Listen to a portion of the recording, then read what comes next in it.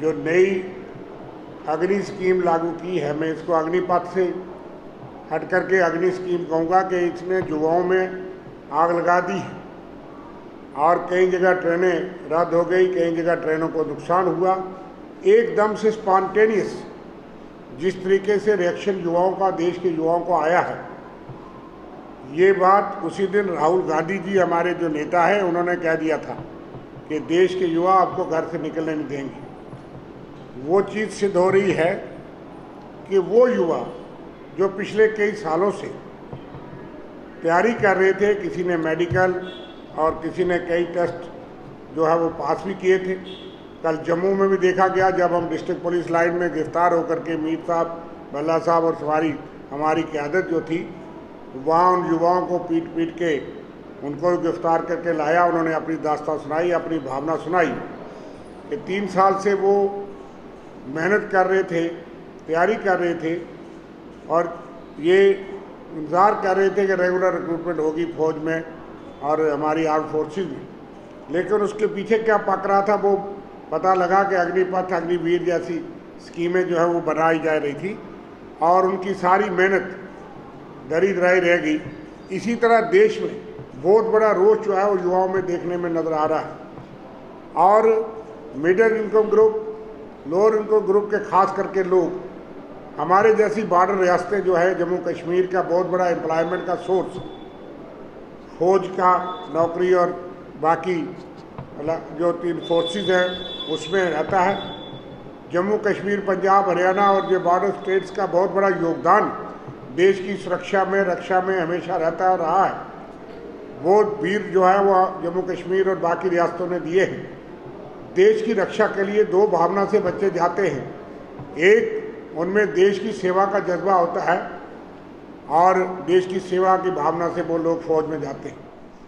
अग्निपथ या अग्नि स्कीम, जिसमें देश में युवाओं ने आज 2 दिन से जिस तरह से उग्र प्रदर्शन करके दिखाया है, स्पॉन्टेनियस चकाचक युवाओं का रोष बाहर आया है और युवाओं ने इस स्कीम को रिजेक्ट किया है जो काबिल रिजेक्ट की थी, क्योंकि बिना सोचे समझे इस तरह की स्कीमें, जो मैं समझता हूँ देश की सुरक्षा और डिफेंस मैकेनिज्म के साथ भी एक खिलवाड़ है।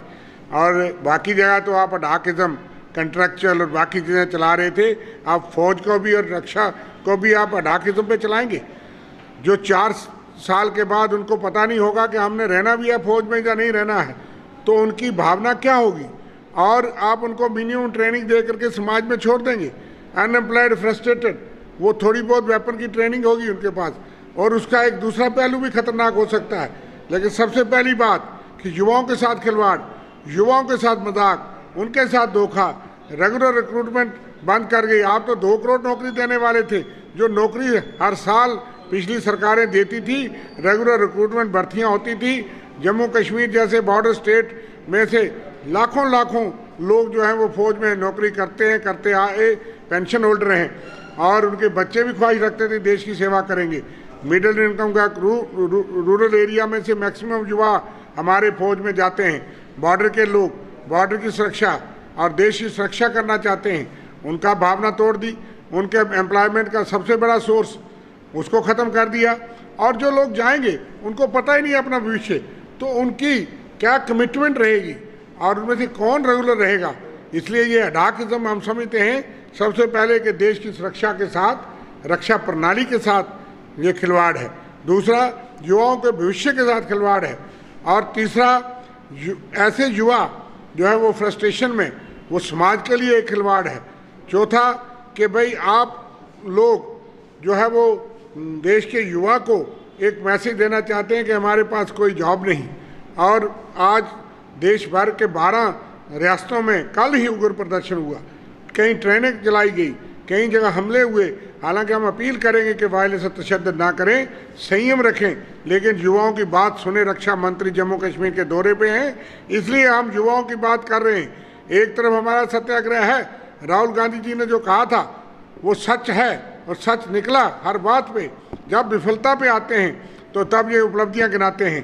तो आज युवा के साथ जो बहुत बड़ा मजाक हुआ है, देश की सुरक्षा प्रणाली के साथ मजाक हुआ है, देश के सामाजिक सोशल स्ट्रक्चर में और लॉ एंड ऑर्डर पे ये घातक हो सकता है।